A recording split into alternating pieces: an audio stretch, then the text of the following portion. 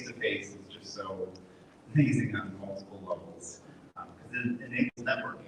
Networking always ranks as one of the top reasons that professionals attend our events. We're pleased to provide our audience with a new way to connect, and that's through an AI-powered matchmaking app. It's easy to set up a profile, and then the app does the work, suggesting potential matches based on goals, interests, industry, and other criteria. If you need assistance with the app, please visit the staff at the matchmaking lounge on the exhibit floor. As of this morning, 650 connections have been made, and 135 one-on-one meetings have been set up. Thanks to Aviva for sponsoring the Wi-Fi to facilitate these connections at GEO Week.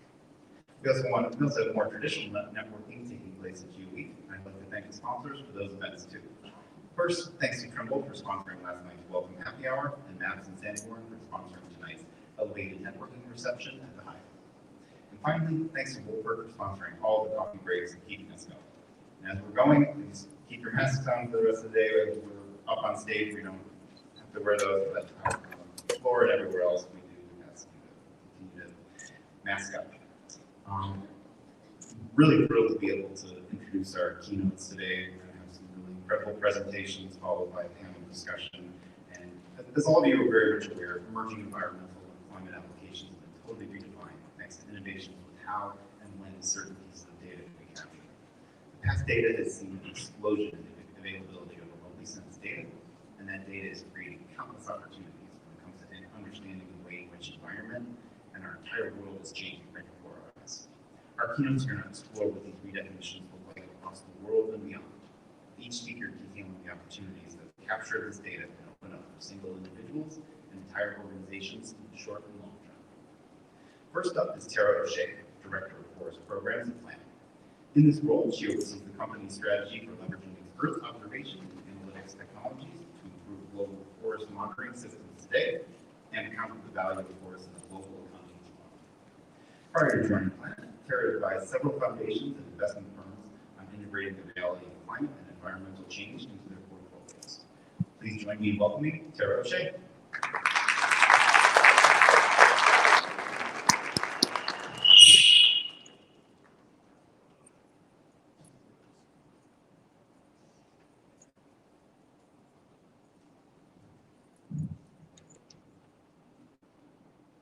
Good morning. Thank you, Jeremiah, and to the whole GEO team for having us here. I'm really excited for this conversation. I fully agree. I think there's a whole new world happening in climate and environmental applications, in no small part thanks to the explosion of remotely sensed data that we have. So a quick overview of what I'm going to talk about today. I'm excited to share more about planets, Earth observation constellations, and data sets. Talk a little bit about our solutions for forest monitoring, and give some examples of how, folks are combining our data set with LiDAR data sets for new applications in forest and climate.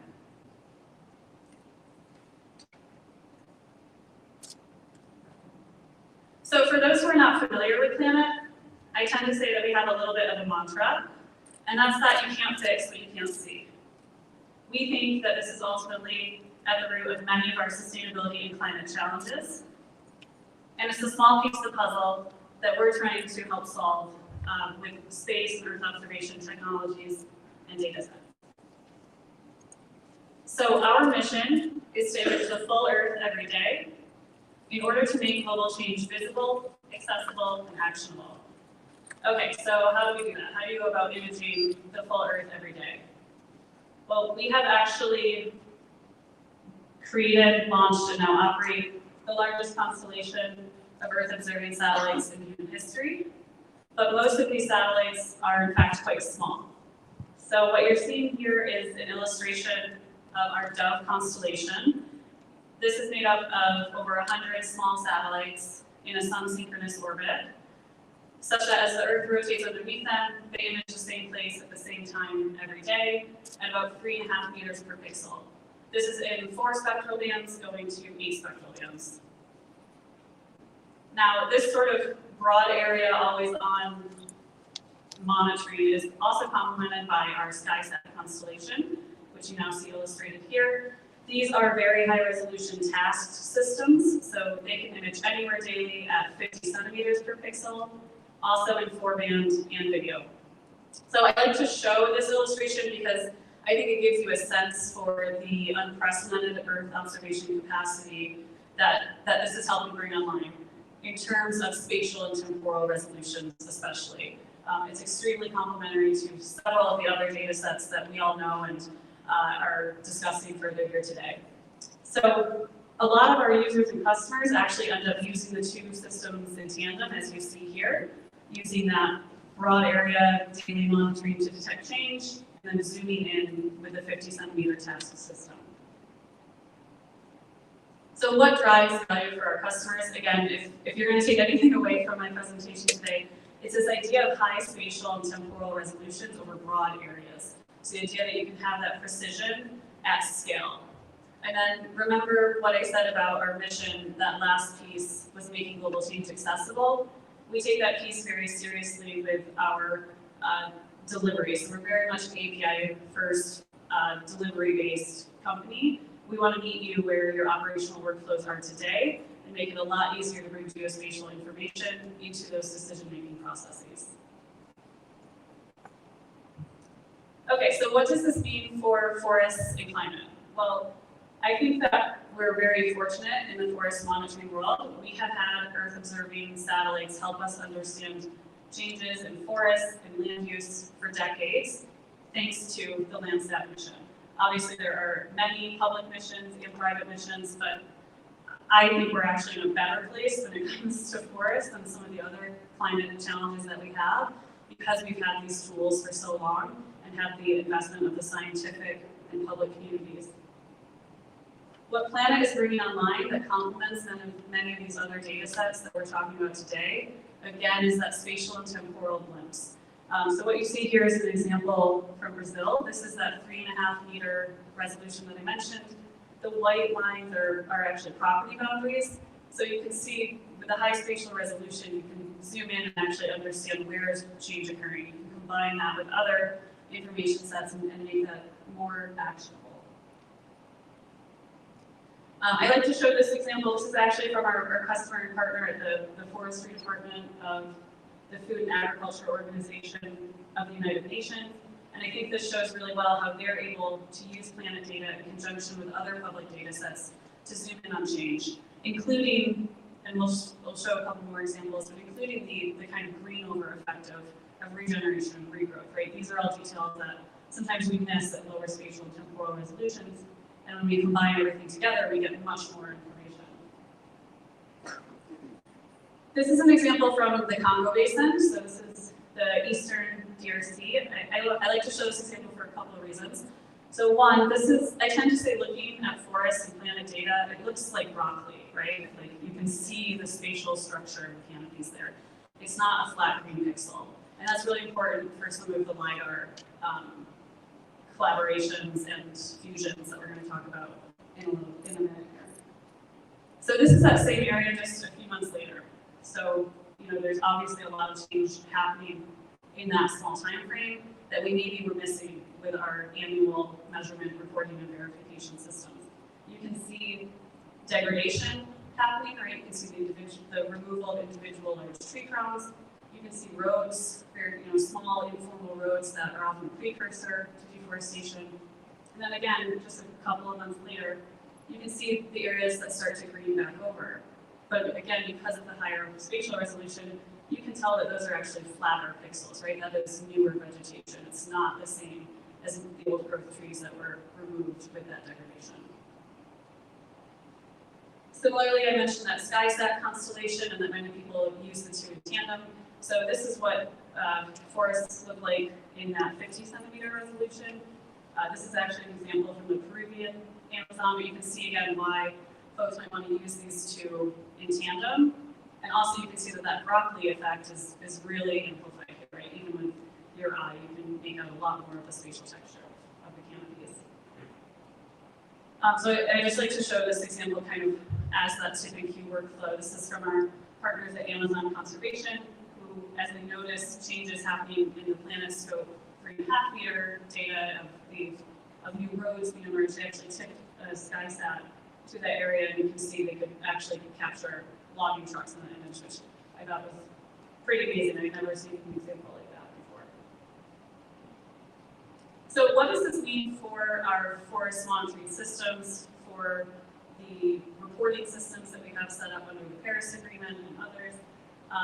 We're seeing a lot of adoption of this high-risk data into improving forest area change estimations. I'm just going to show a couple examples of that here. This is an example from the government of Mozambique. We have a contract and partnership with the Norwegian Ministry of Climate and Environment, which provides this high-resolution monitoring into many of the tropical government's programs, including further measurement and verification within the Paris Agreement commitments. So you see on the left is the annual lower resolution change measurement in forest area. The red indicates deforestation over the course of a year. On the right is how the government of Mozambique is now incorporating this higher spatial and temporal resolution data to automatically validate and measure that change at higher frequencies. The example you see, this is actually using the planet data within Google Earth Engine, which is another, I think, just really cool parallel innovation happening alongside remote sensing as some of these cloud-based geospatial platforms. Similarly, this is again an example from the Congo Basin.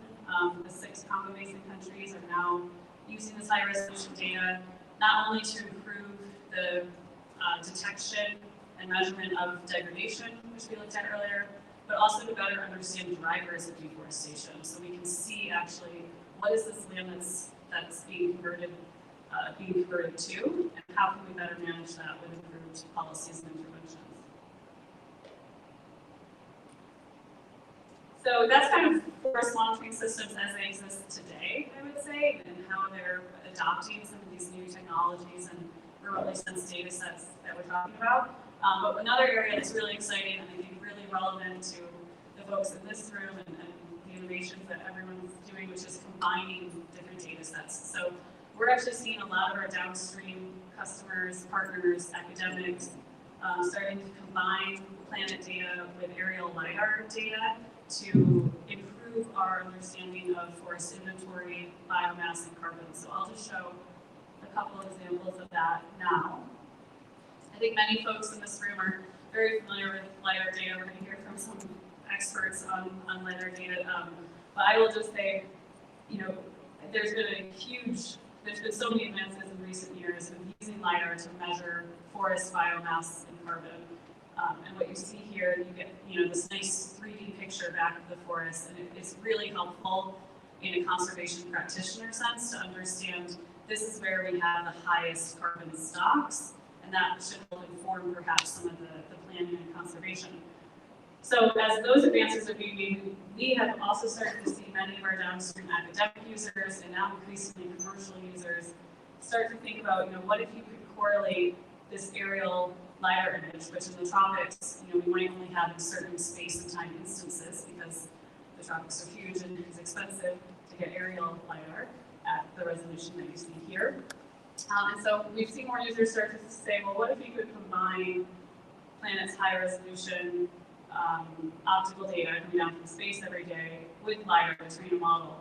Could you extract those volumetric measures across space and time? And so that's exactly what, again, we've started to see more of our users do, and I just think this is a really fascinating area with big implications for how we might actually, in practice, be able to measure and manage some of these things. So this is one example from Arizona State University.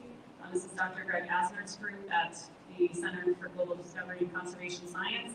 They were actually able to use this approach across the whole country of Peru, where they had collected several samples of aerial LiDAR data. So what you see here is kind of the outputs of the model once it's trained on the aerial LiDAR and empowered with Planet's broad area mosaics. So you can see that they're able to map the carbon stocks and then kind of subtract over 2 time periods and look at emissions of certain activities. His team has published probably like 3 or 4 papers at this point on some of these approaches. If anyone's interested, you can find those links, I think both at Planet and at their center's website. But the exciting thing is that the outputs of the model really do have a very strong correlation with the LiDAR-based samples and measurements that his team had done with some of their initial carbon mapping in the country. Similarly, I mentioned we're seeing this, not just in forest carbon, but also in biomass mapping. So this is extremely relevant for things like wildfire risk mapping.